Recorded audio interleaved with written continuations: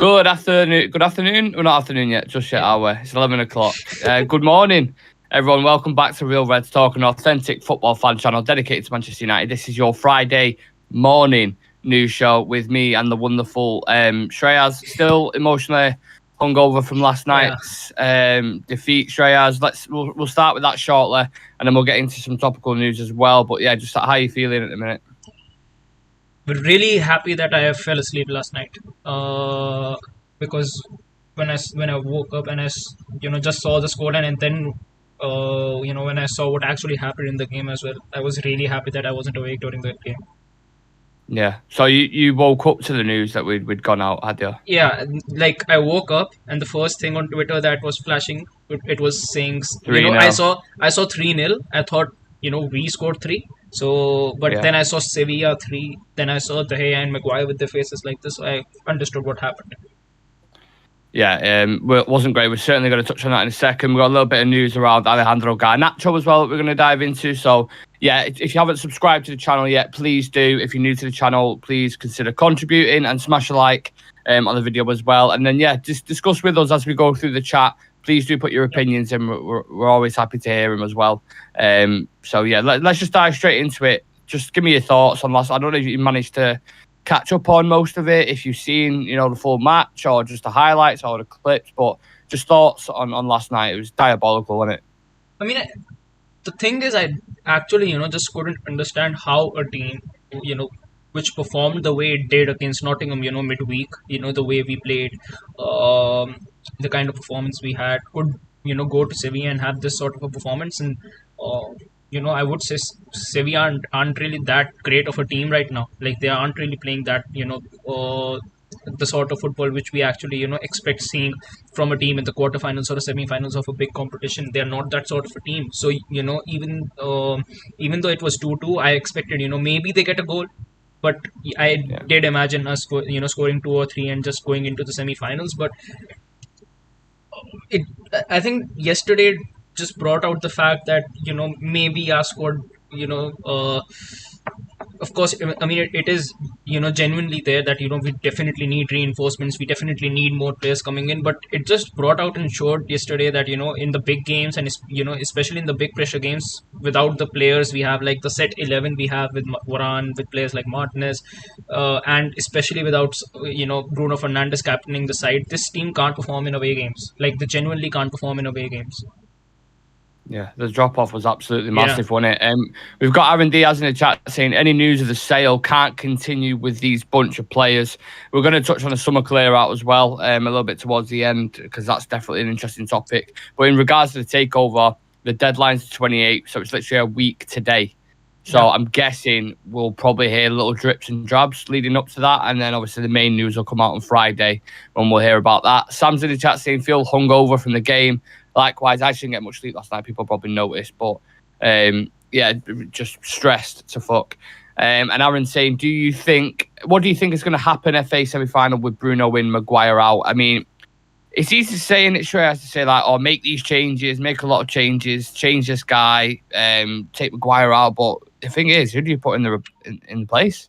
Yeah, as you said, the squad's thin, isn't it?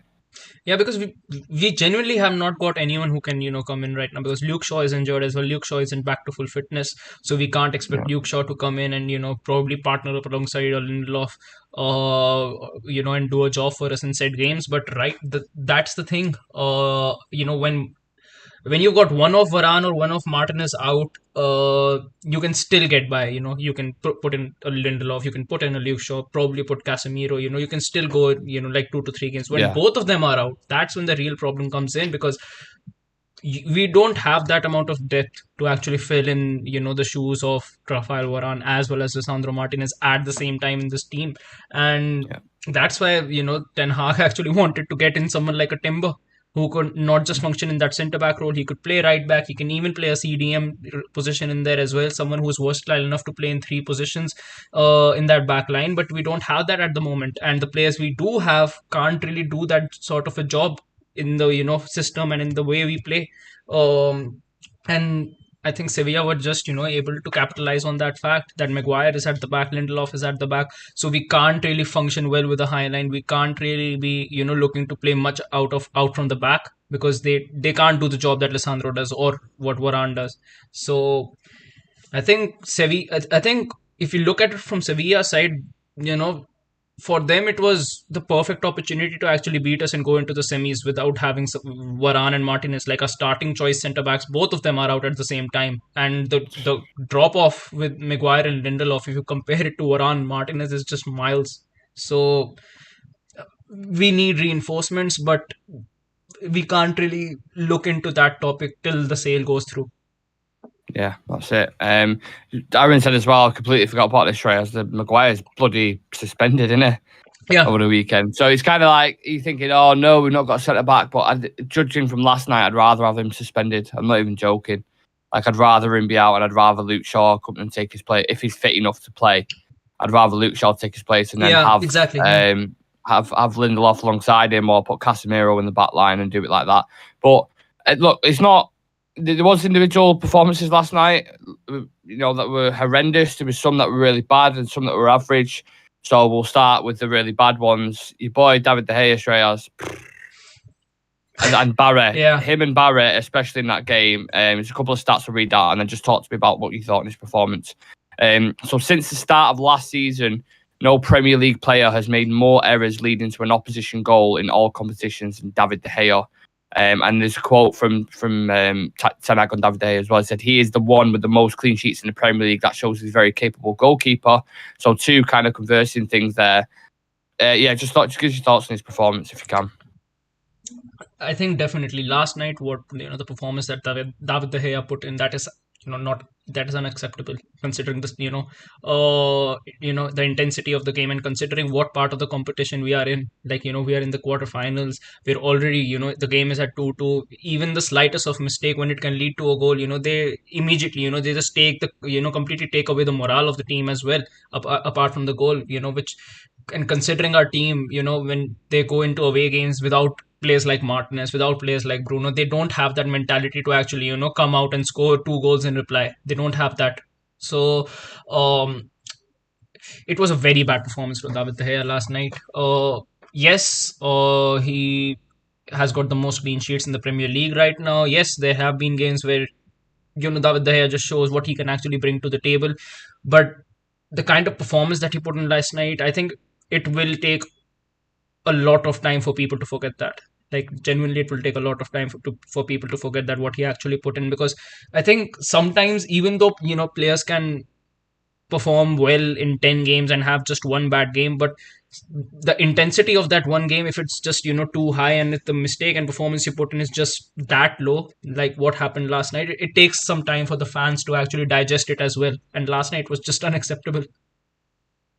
Well, you've seen him make mistakes before. I remember Watford, Everton this season at your near post, and some of them are like, right, they can happen. But yesterday, I mean, the first goal was for me, I think 80% Maguire's fault, probably 90% you could push it to. Yeah.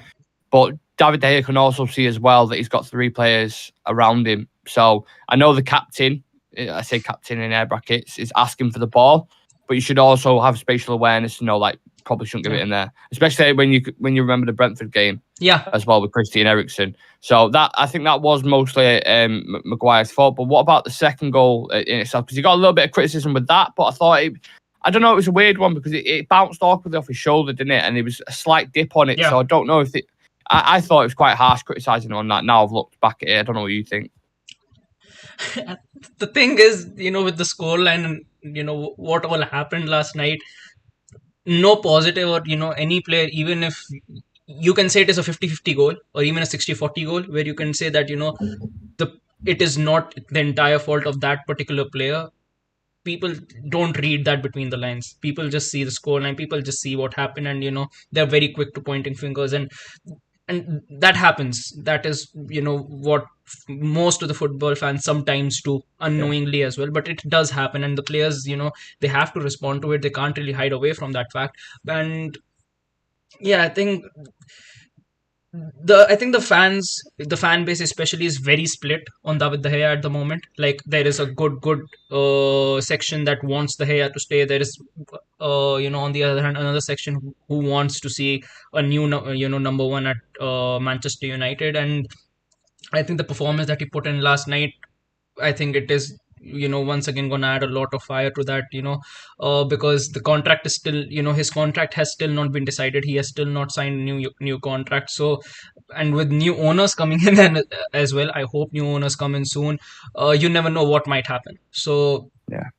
I think hopefully David De Gea, he can respond to this in a positive way. He can have solid performances till the end of the season, because I don't want David De Gea to, have a, lapse in his confidence or have, a dip in form right now, because we're, even though we're out of the Europa League, we're still in a very delicate position in the Prem as well as the FA Cup. So Yeah. you wouldn't, and the thing is we don't really have anyone currently we don't have anyone who can take the De Gea spot in this team.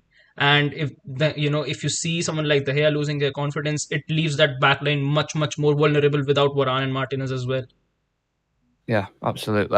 We've got some people in TikTok. Make sure you get your questions in. I'm live over on YouTube right now, so if you want to come and join us, I'm live with Shreya, so you can hear the full show. If not, you're more than welcome to leave your questions, and we'll get into them as well. Same thing with YouTube. Make sure you smash a like on the video and subscribe to the channel.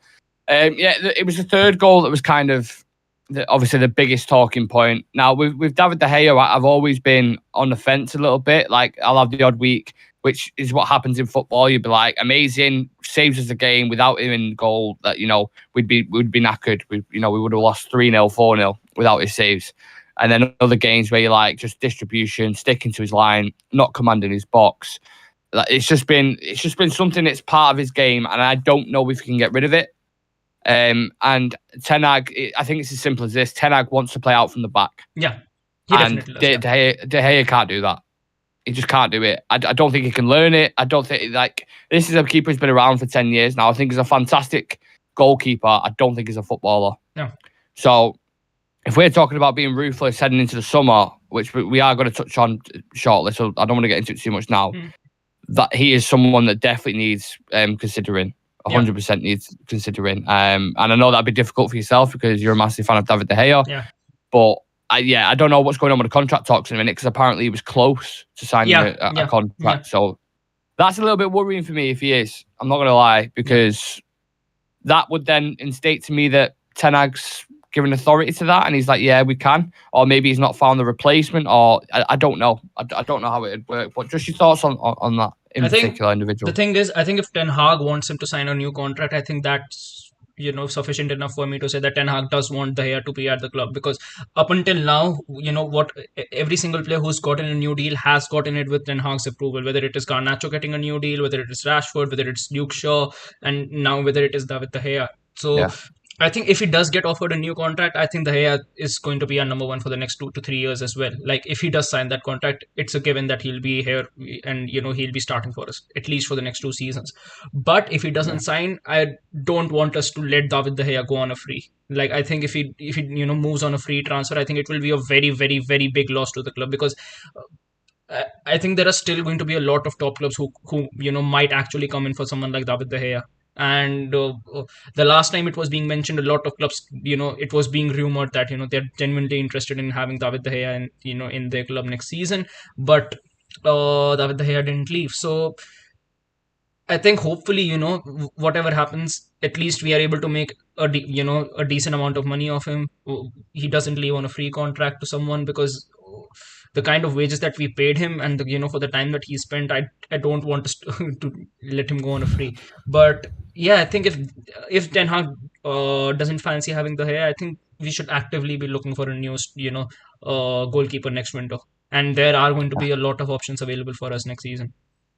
Yeah, 100%. You've got David Raya, who's not signing a new contract, I don't think. You've got Diogo Costa, who's always waiting in the wings, who we know we've scouted before. So there is goalkeeping options out there, but that's going to be the first of many, innit, really? If the situations we've got to sort in the summer. You've got the Anthony Martial situation where he's injured again.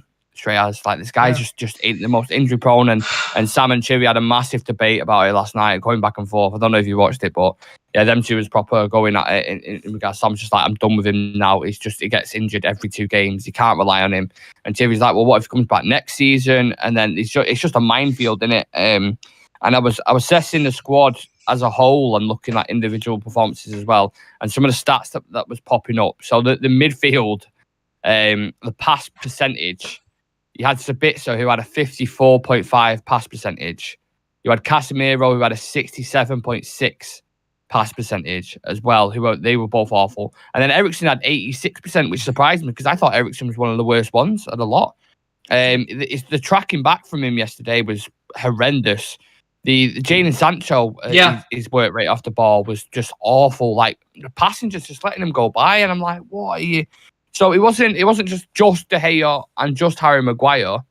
They were the worst ones on the pitch, 100%. But the rest of the team's quite worrying, isn't it? Especially when you've got a fixture against Brighton on Sunday. That, I think we lose, that identity and intensity whenever Bruno is not leading the team. I genuinely think so. Like, when Bruno is in the team, the team looks much more united and much more on the same page than when, he's not in the team. And I've got a stat for you on that, Strayaz, by the way. Just to quickly read this out while I talk about Bruno. So Manchester United, without Bruno Fernandes starting this season, we lost to Sociedad 1-0. We lost to Aston Villa 3-1. We lost to Charlton. Beat Charlton 3-0, sorry. And we lost to Sevilla 3-0. So that's 3 losses out of 4 when he's not started this season, Bruno. That's everything you need to know. Exactly. And that one game that we won came against a team like Charlton, which it just shows how important Bruno is to this team. Not just because of his quality, but because of that leadership quality that he brings with his presence in the team. And that is the thing. Maguire cannot he cannot make that team respond to him.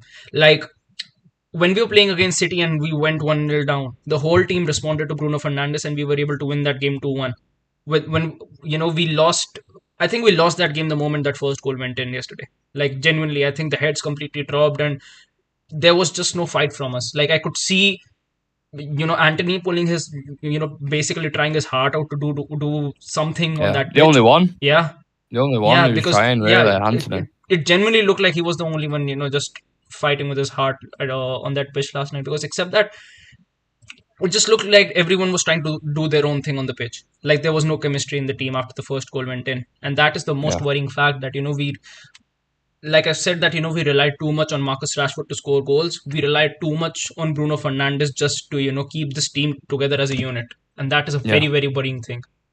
I'm glad you mentioned the first goal there as well, because that set the tone, didn't it? Exactly. I mean, I don't know, judging from the performance, I don't know if we would have won the game anyway, but when your captain makes such an error like that at the start of the game, I can't remember what minute it was, but it didn't take long for him to fuck up, did it, basically? Yeah. And then the rest of the team, then it just breathed nervousness throughout the full thing, and Sevilla completely took advantage of that. And you know what I've noticed as well? Whenever teams press us from the front, we struggle. Yeah. The reason why we lost to Newcastle was because Isaac, what's the other guy, Murphy, and a couple others as well, and that Jacob Murphy was discussing this on YouTube. I can't remember what channel it was, but he was saying they target him. And why wouldn't you? If you're a team and you're looking at Maguire and you're looking at De Gea at the back, and you've seen Brentford, you've seen numerous games this season where they can't deal with pressure. It happened under Ole. I mean, I talk about the Leicester goal all the time where Maguire gets pressed out from Ian. It happened against Watford as well. Like, every single team, whenever we play with Maguire in that back line, teams tend to play more centrally and tend to press us more centrally than they would, like to play, much more from the wings, because our central, that central position becomes much more vulnerable. And no team in their right mind would try to press us centrally when, you've got someone like Lisandro Martinez and Rafael Varane at the back, because they won't let anything go past them. Yeah. Well, I saw 2 examples last night of Lisandro where he's in the exact same position. He makes 2 chops, like goes left, goes right, and then sprays it out wide. And that's the difference. That's the difference at high level. Exactly. Maguire, one of Maguire's biggest criticisms is the fact he cannot scan a pitch. Yeah. He can't read the game. He's awful at it. Any player, Casemiro would do it as well, even though I appreciate he was awful last night. They know what's around them. Their awareness is fantastic. What makes some of the the greatest defenders or midfielders just their awareness and in-game knowledge. He doesn't have a clue. You don't know how many players around him. You don't know where the United players are. He's just trying to hoof it or get rid. Or whereas if he just slightly edged his body to the left, let it run through him, you possibly on a transition there. Yeah. And he can't recognise that. And that's the difference from a world-class player to a very average player for me. Yeah. And the thing is, when Lisandro plays a pass, it makes it, like it is a pinpoint pass, like completely accurate. Like wherever he wants it to go, he is able to do that. And he does that within the split of a second. Maguire, he kind of takes a little bit of a run. He opens up his body and then he goes for a pass. And by the time that happens, the opponent team have already, isolated us in our entire half. So it creates, much more options for them to actually win the ball back and hit us on the counter, which happened a lot of times yesterday. And yeah, I think with Casemiro, the thing is, we've seen how good of a player Casemiro is. Like he's one of the best, in his position in Europe right now. But you need players to stick together. We've seen it last season as well that if players play as individuals on a pitch, it doesn't really work. We see it with Chelsea week in and week out as well. There is no chemistry in that team. There are just individuals on the pitch, and that's why they can't really get the job done. One of the biggest reasons why we were at a point we were like 2 points to 3 points of City was because in numerous games it was just because we were playing so good as a unit. Like this team, it came together. We didn't sometimes have the quality to match our opponents, but just because we played so well with, these players played so well with each other and they were so coordinated, we were able to win a lot of games. But that is the thing that has gone away from us, I would say, ever since that Liverpool game. Agreed. A few people in the chat, in the TikTok, AA saying Maguire and De Gea both need to go. Jake saying, I think we need a solid alternative. De Gea to stay, though. Newcastle and Tottenham predictions. I mean, a draw. I hope it's a draw, to be honest. David Raya would be a steal for £20 million. Dave saying Aaron Wan-Bissaka I thought was absolutely awful and didn't look interested. To be fair, in my opinion, I didn't think in comparison to everybody else, I didn't think Wan-Bissaka was, as bad as a lot of people on the pitch. I don't think Dalot was either, but I just didn't notice him that much, to be honest. I don't think they had an impact on the game. The only ones that I noticed was Rashford. Not Rashford, sorry. Antony. Yeah. Antony was the only one that I noticed. And apart from that, everyone else was really subpar. Even the subs that came on, maybe they're not fit enough. Maybe they wasn't ready to go. I think it was quite evident that they're not fit enough. Like, when they came on the pitch, like, you wouldn't see a fit Marcus Rashford do. We've seen, and with Luke Shaw, these players, like, we could see that they're not fit, but Ten Hag just didn't have any other option but to put them in.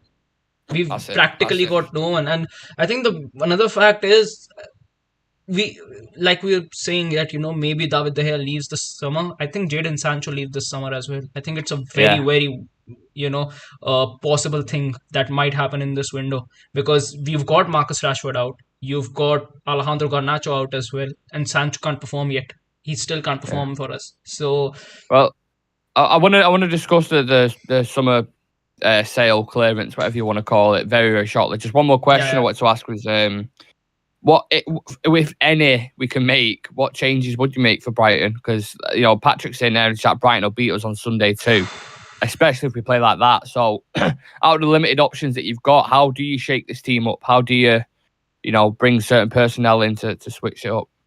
I think Casemiro needs to play centre-back. I think Casemiro centre-back. Yeah, because Varane isn't there, Martin isn't there, Maguire is suspended, and I think even if he wouldn't have been suspended, he wouldn't even have been on the bench in that game. I think he genuinely wouldn't have. I think Lindelof is there. I think Lindelof can still do a job for us. Lindelof was all right. Yeah, he was all right. Exactly. Yeah. I think Lindelof can still do a job. Will Luke Shaw be back in time? That's what I don't know. I don't know if he's got a full 90 in him or if he could play a half. So I wouldn't risk someone who picked up a bit of a knock as well yesterday, didn't he? He was limping a little bit. So I don't know. I just don't think he'll play him for the full 90 minutes. I think then, in my opinion, I think then the thing for us to do would be to play Casemiro alongside Lindelof at centre back. Midfield, I think we either see Scott McTominay out as well. Fred comes in, Sabitzer comes in, Bruno comes in. We've just got so many injuries to deal with, like genuinely, and all of them have happened to our first team players. So that's what I mean. You want to take ruthless action, don't you? You want to be like, yeah, you're out, you're gone, you're out. But then you look and you're like, well, if Martial's not available, I have to bring Weghorst in. If Sancho's not available, I may have to bring Elanga on if Rashford can't start. If Sabitz is not available, you have to bring Fred on. Like, it's just drop off everywhere. So if you do make a decision and you do want to kind of instill this discipline, at what cost is that going to come? Martial is out, but you can't play Weghorst, especially against terrible, team. Innit? Yeah, and especially against team like Brighton, you can't. Weghorst. You can't play Weghorst. I'm absolutely done with him. He can't. Someone tell me what qualities, apart from running, being really, really good at running, someone tell me a quality that he has, because he can't bring it into feet. He can't link up like combinational play. He can't shoot. He's got no pace. He's not great in the air. So what can he do? He can. Like, he's just there. He was just there because we didn't have Martial, and we appreciated it at the time. We needed someone just to be there. Yeah. Do you know what I mean? It could have been anyone from the crowd at this point, just someone who can, occupy the centre backs and free space for the others, which we thought he'd do when he came in, but we at least expected a few more goals. Yeah. I mean, now I actually, there's a place in my heart that says, if we could have avoided the whole Ronaldo situation, I would do it. Like, genuinely, I would.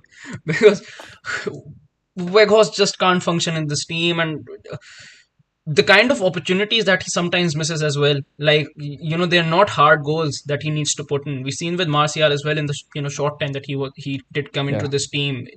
He didn't have to like convert, some absolutely 10% or 20% chances. He just needed to be there and be fluid with the wingers that he was playing alongside with. But Weghorst can't do that. And I think right now we are very lucky that Antony is fit, because if Antony was out, then our entire front three would have been gone. Like, genuinely, our first choice starting front three would have been gone. I think Antony stays in that front three, but I would rather put Pellistri in for Sancho now on that left wing. It's just the difference in quality. City are starting with Erling Haaland. The guy scored like 40 plus goals. We've got Weghorst, who's not even scored in the league. He's not even scored in the Premier League. They've got players like Phil Foden and Mahrez on the bench. Yeah, Alvarez. I'd take Alvarez. Yeah, in a heartbeat. Yeah, an absolute heartbeat, and he's second fiddle for Manchester City. They've got the best striker in world football at the minute, the best goal scorer in Europe. Even Arsenal with Gabriel Jesus, like, such an intelligent, such a good player, contributes so much to the team. Any team you look at, it's just levels above like what we've got with Weghorst. It's unbelievable. A few more comments, and then we'll get into the summer clear out. Let's just, I've got to scroll up a little bit because there's quite a few comments to get into. If there's any on YouTube as well, Shreyas, just keep an eye on that, please. Yep, there are a lot. Yeah. Shaw, left centre back, drop Maguire, start McTominay for his energy, drop Sancho 2. At least we have Bruno back, says Patrick. NBA champion Jordan Poole is saying, get De Gea out ASAP. He just presses hard. That's it. Yeah. Paul saying, go give the youth a chance. We just had a team win the FA Youth Cup 2 seasons ago. I think Sam, who's on the channel, would appreciate that. United Daily saying the De Gea slander is outrageous. Short memories are far too common. The man saved us numerous times. Look, we've had the De Gea debate. I don't want to get into it too much, but it's as simple as this for me, United Daily. Ten Hag wants to play out from the back. He wants to play football from the back. De Gea isn't a footballer. He's a goalkeeper. And yes, he saved us many times, but he's also put us in the shit many times as well. He's had a lot of mistakes in his game. So I don't think the slander is going too far. It's an obvious thing. It's there. It's been there for all season. We discuss it every single week. We've got on YouTube, we've got Honey Ascari saying Diego Costa would be a good option for United in the summer. Aaron Diaz saying, has there been any reports of David De Gea joining any other club? Because I don't think he's going to be that good now, even though he's been a revelation for United in these 2 years. And can we go to the FA Cup final? Shah Sam there saying, I just want De Gea to win another PL title for United before he has gone, because he's done so much for the club. And Aaron Diaz, how many players do you think we need in the summer? Two things just to answer that. The thing is, with De Gea, I'll just say one more thing on this, and then we'll move on to the summer clear out and the other comment as well. If you remove sentiment, I think a lot of people would sell him. Yeah. People have great memories. That's fantastic. We all remember. I think he's had more players of the seasons than any player at the club. I appreciate it's been great in some of the seasons. Last season, especially, him and Ronaldo were the only ones who showed up at the best of times. Exactly. I do appreciate that. But we're on a certain trajectory now. We're on a certain path under Erik Ten Hag, and that is going to be a constant talking point every single week until we get someone in who fits that narrative, who fits the way he wants to play. just it is. He wants to play out from the back. De Gea can't. He's not a great footballer, and I don't think he can integrate that into his game. Into the other comment. What was the other comment? Sorry, I forgot. Yeah. Do you think we can go to the FA Cup final? No, I said when I did my predictions, I said, "Oh yeah, we'll go through the Europa League final." Yeah, I think we'll beat Nottingham Forest, and I think Brighton. I think we'll lose. I just think the form they're in this season, the way they're playing, they're so much more cohesive as a team. Zerbi's got them playing fantastic, and I think it'll be Brighton and City in the final. I do, and that's I said that pre-Sevilla game. Yeah, and how many players do you think we'll need in the summer? It always goes back to the Ragnick video, doesn't it? You know, when you see it and it's like, you're going to need 7, 8, 10. 9, 10 players. Like it is. You could argue a goalkeeper, you could argue a new centre-back, you know, a couple of midfielders if you want to sign some bits from the permanent. I think that's been, the pendulum's being swung back that way with that. You definitely need a number 9, maybe a new right-back as well. So there's still quite a few, and you need to get rid of players as well. A lot of players. What are your thoughts on that before we touch on the summer sale? Yeah, I think once again on the goalkeeper thing, I'm still split. I think if Ten Hag wants a new goalkeeper, I would go in for a new keeper in a heartbeat. Except that I think we'll have to ship off Jadon Sancho, and except that Sancho's a big talking point there. And I think we need a hybrid striker, a number 9 there as well. And we need I think we need one CDM. Because if we play our cards well, and if Ten Hag would like to work with, you know, having 2 midfielders like Eriksen and Sabitzer, I think we can hold off getting a central, you know, an 8 at least for next season, and focus more funds towards having a backup number 6. And I wouldn't mind going in for a Bruno replacement in this team, like someone who can come in when Bruno Fernandes isn't available, because the kind of minutes and the kind of work rate he puts in every single 3 days, you wouldn't want to risk him getting injured as well. So probably a 10, a 6, a striker, a centre back. It's mad, isn't it? It is mad. I feel like we say this every summer, and this is an indictment on the recruitment for the past 10 years, that we've got players who are still here from David Moyes era, from Jose Mourinho, from Louis van Gaal, from Ole Gunnar Solskjaer. Like the makeup of this team is still there. The DNA of going out to the record against Spanish sides in European competitions in knockout stages is unbelievable, absolutely unbelievable. And that leads us to the summer. Out of the players, I'm going to mention some players here now, Shreyas, and just talk to me your thoughts and feelings going into the summer, whether you'd consider selling him, whether you sell, or whether you'd keep him. So, David De Gea, Harry Maguire, Aaron Wan-Bissaka, Scott McTominay, Anthony Martial, Jadon Sancho, Elanga, Fred, Brandon Williams. Brandon Williams is sell. We don't even need to discuss that. He's gone, his mate. Henderson as well, who we completely forgot. Bloody hell. Can't be asked with him mouthing off when he gets back. Eric Bailly as well. So just off the names, who's the ones that come to mind straight away where you're like, yeah, he needs to go, definitely? Maguire, McTominay. I would even say Sancho now. Sancho, yeah. You done with Sancho now? Is that kind of your last straw? And you're like, the thing is, I don't mind players having bad performances. I've seen players have rough patches. We've seen that with Marcus Rashford as well. And a lot of people have come out and said that, you know, at least give him one more season to prove himself, and then, you know, you can form a complete opinion whether to keep him or whether to sell him.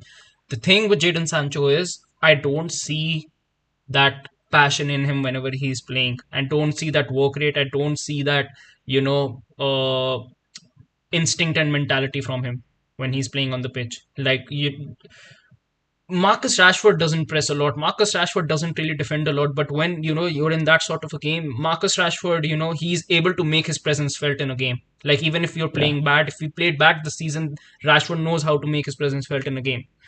Sancho can't do that job. That's what I mean. He's not impactful, is it? The thing is with Jadon, he's been like a 4, 5, 6 out of 10 every game. Exactly. I would argue and say that, you know, his best performance this season hasn't even come off the wing. It has come when he's played as the 10.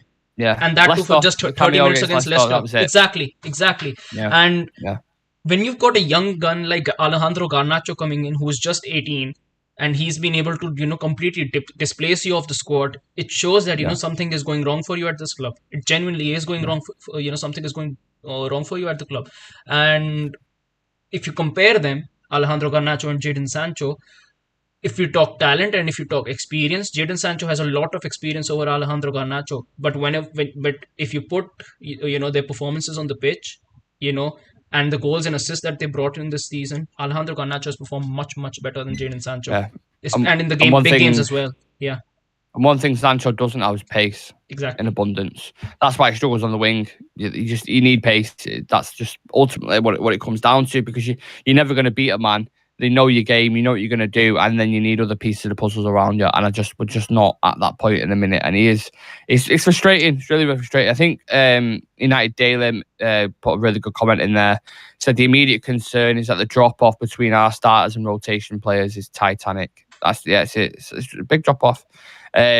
Lumberjack saying, do you think the Glazers are staying? No, I think it's all posturing to get the 6 billion that they want, and I think ultimately they end up getting it. Yeah. And the deadline's in a week, so the 28th of April. We'll should hear. I mean, you could hear ding ding another 4th round of bidding, which we obviously hope doesn't happen. But is it past the Glazers? No. It's not past them, is it? They could do another 4th round of bidding. But as far as we're aware, the deadline's 28th, so let's just take it from there when it happens. I think we'll start hearing more over the course of the weekend. We mentioned Garnacho there, and that was actually the next topical point I wanted to discuss straight as. Alejandro Garnacho has been called up by Argentina for the under-20 World Cup. Yeah, United are reluctant to release Garnacho, who's edging closer to return from injury, because they do not want to lose him for the run-in. Apparently, Javier Mascherano, the coach of the under-20s, is due to fly to England next week and speak to United about this kind of situation. But do you think we handle this with the dark arts? Maybe just don't bring him back as quick? Because under-20s World Cup, with all due respect, we've got seasons to play. We've got, we're still in, and we don't have the players. Cup. We don't have the players. And we obviously lacking squad depth at the minute. Like, so imagine be a huge... at the start of the season, I would have never said that we don't have a player who can come in for Alejandro Garnacho in this team. When the season started, and he's made himself a very important player for us in the course of the season. And Adam in the chat saying, bring Ahmad back now. He's ready, at least to be second choice behind Antony. Wan-Bissaka has improved and shown signs of it under Ten Hag. The others haven't. And Antony has shown more than Sancho has in 2 years, and Antony is heavily criticized. Being English has helped him avoid a lot of criticism. Yeah. And can we donate... Adam is saying, can we donate Sancho to Argentina for the World Cup instead? It's just like he's under 20. We promise you. He's like, you sure? Because he's been about for quite a long time. He's Argentinian. Are you sure? I don't think he is. I'd happily donate because we need Garnacho back ASAP. But what? How do you handle this situation if you're Ten Hag Reyes? I wouldn't shut the door in the face. I genuinely wouldn't let him go. I think he's still coming back from his injury. He would still need time to actually regain full fitness. And at the latter stages of the season, I don't want us to be in that 4th position, where we are just 3 or 4 points off 4th, or 5th position. I don't want us to be in that state. I want us to be comfortably be in there. That even if we slip up in a couple of games, the worst we do is 4th. That's what I want to be the position that we want to be in the latter stages of the season. And we need Alejandro Garnacho for it, because right now I would rather play Garnacho for a full 90 minutes and rather than putting Sancho into this team. And Garnacho just makes things happen whenever he is on the pitch. Even if he has a bad game, he's very creative. At a very young age, he's very creative on the wing. He's got a good burst of pace whenever he's on the flank, and he gels up very well with whoever he's playing alongside with. And for a young player who's coming into this team, I think Garnacho has a very bright future at United right now, and Ten Hag seems to absolutely love him as well whenever he is on the pitch. You could say that Ten Hag's ace Ten Hag only has one ace in this team right now, and that's Alejandro Garnacho, and he uses him the way he could in certain games, whether it's against City, whether it's against different opponent. He comes on at in around that 65th or 70th minute mark, and sometimes he is able to produce those clutch moments. He's done that against City. He's done that against Fulham as well. I think he did it in the FA Cup as well against West Ham. So I think right now the future looks really bright for Garnacho. I think he's got the perfect manager to work under as well. Ten Hag knows how to develop these youth players, and we're just seeing glimpses of Garnacho right now. And I think he's put himself much, much more ahead in the pecking order in comparison to some players in this team. Yeah, and I think it's important to provide perspective on this because after the misery of last night, there's obviously so many reactionary things that are going on, saying get him out of the club and get him out, and rightfully so because fans are passionate and I understand it. And I was the exact same. I literally put a clip up last night where I'm just losing my shit at everything that's going on. But like you said there, it's, you know, if there is any kind of silver linings or positivity, Garnacho to come back will be nice. You've got Garnacho and Rashford on the left hand side, maybe going forward. Maybe Ahmad and Anthony on the right hand side going forward. Bruno as a 10 is always unbelievable, but maybe that, you know, gets someone to provide competition like you're suggesting, and then bring a killer number 9 in. I would sell Martial at this point. I agree with Paul Scholes. There was a quote that he said, I think last night, he said he's a talented lad, but when the going gets tough, it doesn't show up. Exactly. It doesn't show up. And he's injured, and you can't rely on injuries. And Chivy was strongly backing this last night. And he was saying, you know, what's he supposed to do? He's had a bad season of injuries, but he's had a lot of injuries at the club. It's not just 1 year. He has had a lot. And you just can't rely on him. And that derails your whole season then. So I would sell Martial. I'd sell Maguire. I'd sell McTominay. It's a bit, so I'm still on the fence about. I'm not entirely sure. I'd probably sell Jadon Sancho. Yeah. There's a lot of players there that we definitely need to have a look at. I think if we sell Martial, if we sell Martial, we need 2 strikers. Yeah, of course. Yeah. But then you get rid of his wages as well, don't you? He's on 200 grand a week, which will obviously help finance whatever package. But it all depends on the ownership. It all stems back to that, doesn't it? That's the thing. We just don't know what's going on in the summer. We don't know if we're going to be able to get the players that we want, the targets, or if this is just going to drag on because the Glazers are being greedy twats. Yeah. So, again, it all relies on whatever they decide to do. And if they decide to get their arse in gear and actually sell the club, maybe we can have a positive summer transfer window and start buying players that we actually need. This saga ends by the time this month ends as well, because whoever is to come in, whether it's Qatari, whether it's Sir Jim, they would need time to actually, reinvest into the club, make a strategy on how to, oversee this coming transfer window, because I think this transfer window would have to be one of the most important transfer windows we're going to be having in a while. Like, I think we might see some shock names actually being sold. Yeah. We might see some shock names getting new contracts. You'll have to be ruthless, won't you? You just have to be. Yeah, and if Ten Hag wants to sell 5 to 6 of them, I wouldn't really mind. I genuinely wouldn't. Yeah. But we can only sell those 5 to 6 players if we at least get in 3 or 4. That's the thing. It's crazy to think, because we've already got rid from last season onwards. We've already got rid of Cavani, Ronaldo, Juan Mata, Matic, Pogba. Like a few more who I'm probably forgetting who slipped through the cracks. Lingard. And we've still got Henderson, Bailly, Brandon Williams, Tuanzebe, like loads of others. And you're just like, where are all these? Sometimes you have to scratch your head and think, where the fuck are all these players coming from? How have we still got this many players at the club? It's time to have a clear out in the summer, and it's long needed, because we've had too many performances this season where we've rotated and it's just been an absolute calamity, and it's just been unacceptable from all aspects of the game. United Daily saying this attitude of down in tools has lived in several players through several managers. Martial example. Yeah. Martial ain't the only one though as well. Every time Maguire plays, the tempo of the game slows down so much, even when we was behind yesterday and they had the ball, it was just slow, ponderous, pedestrian tempo back and forth, and you're like, just get it up the pitch. We need a goal, man. It's like we was 2-0 up, and he was like trying to invite him on. Just get it up the pitch. I saw some, I think it was an article or report, something which said if United would have wanted to even shell out like 10 million in the window, we could have had Marcus Thuram, because he becomes a free agent in the next window, and we went in for it. Yeah. There's many opportunities, and James is saying there in the chat as well, I think he's a Newcastle fan, but he's saying, would you take Isaac at United? 100%. Right now, mate, honestly, we would take an average striker right now in our team. Like, Vegos isn't even average. He's really not.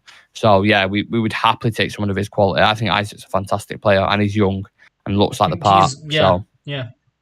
Yeah, 100%. I think we can leave it there for today, Shreyas. Obviously, we'll be live later on. I don't even know what's going on. I think there's a press conference later on, so I'll probably be live for that.